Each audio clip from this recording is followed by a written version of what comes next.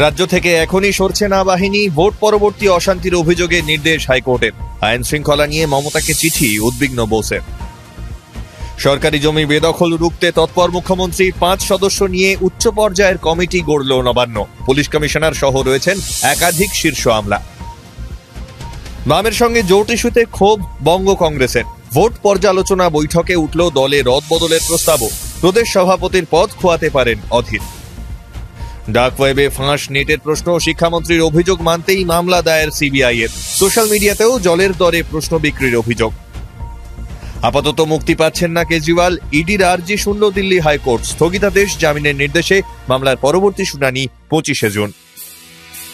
তাপপ্রবাহের জেরে পুড়ছে দেশ। হিট স্ট্রোকে আক্রান্ত প্রায় 42,000 মানুষ, মৃত্যু অন্তত 143 জনের, রিপোর্টে জানালো কেন্দ্রের স্বাস্থ্য মন্ত্রক।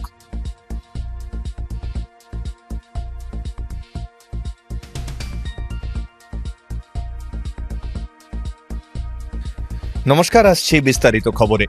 রাজ্য থেকে এখনই সরছে না কেন্দ্রীয় বাহিনী। ভোট পরবর্তী অশান্তি নিয়ে অল্প সময়ের মধ্যেই জমা পড়েছে বহু অভিযোগ। সেই পরিসংখ্যান দেখে রাজ্যে কেন্দ্রীয় বাহিনী রাখার মেয়াদ বাড়ালো কলকাতা হাইকোর্ট। রাজ্য পুলিশের তরফে অভিযোগ সংক্রান্ত যে বিস্তারিত তথ্য দেওয়া হয়েছে তা জানাচ্ছে, রাজ্যে 18 জুন পর্যন্ত ইমেলের মাধ্যমে 850-র বেশি অভিযোগ মিলেছে।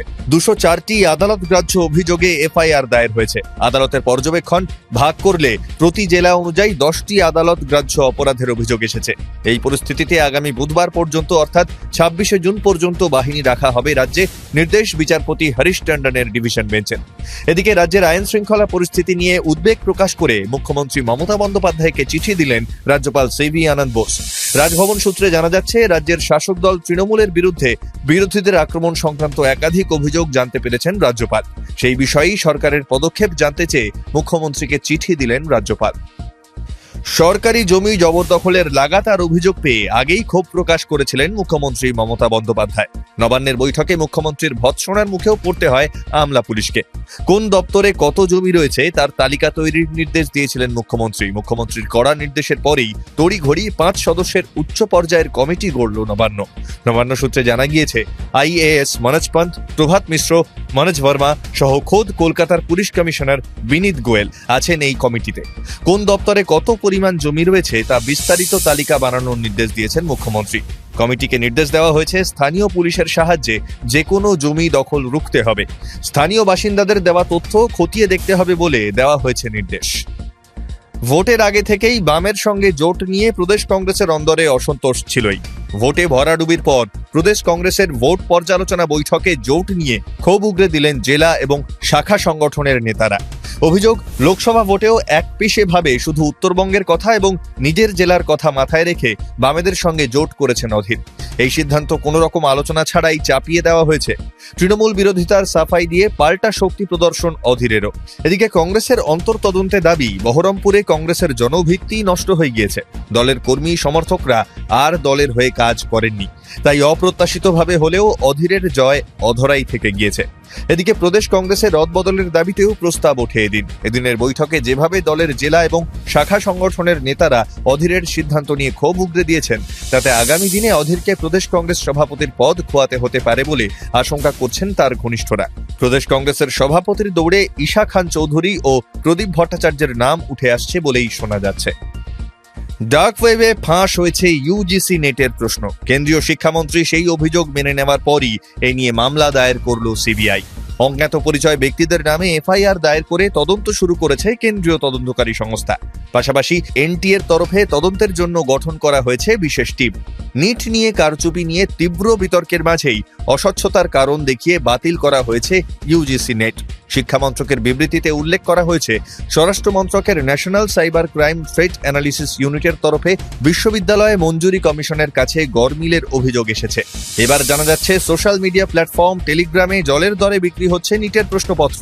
দাম কোথাও 10,000 তো কোথাও মাত্র 5,000। এই তথ্য প্রকাশ্যে আসার পরই পরীক্ষা বাতিল করে শিক্ষা মন্ত্রক। নিম্ন আদালত জামিন মঞ্জুর করলেও মুক্তি পেলেন না অরবিন্দ কেজরিওয়াল। শুক্রবারই কেজরির মুক্তি আটকাতে তৎপর ইডি দ্বারস্থ হয়েছিল দিল্লি হাইকোর্টের। জানিয়েছিল রায় বাতিলের আর্জি। সেই আর্জির শুনানি না হওয়া পর্যন্ত নিম্ন আদালতের রায়ে স্থগিতাদেশ দিল উচ্চ আদালত। এই মামলার পরবর্তী শুনানি 25 জুন। গত 21 মার্চ আবগারি দুর্নীতির অভিযোগে কেজরিওয়ালকে নিজেদের হেফাজতে নিয়েছিল ইডি। সপ্তাহ দুয়েক পর তাকে পাঠানো হয় তিহাড় জেলে। পরে সুপ্রিম নির্দেশে 21 দিনের অন্তর্বর্তীকালীন জামিন পান তিনি।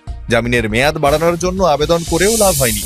2 জুন ফের আত্মসমর্পণ করতে বাধ্য হন আপ সুপ্রিমো। তবে নিম্ন আদালতের জামিন মিলতেই শুক্রবার মুক্তি পাওয়ার কথা ছিল তার, কিন্তু সেই মুক্তি স্থগিত হয়ে গেল ইডির আইনি পদক্ষেপে। কিছু কিছু জায়গায় স্বস্তির বৃষ্টি নামলেও দেশের বেশিরভাগ জায়গা এখনো পুড়ছে রেকর্ড ভাঙা গরমে।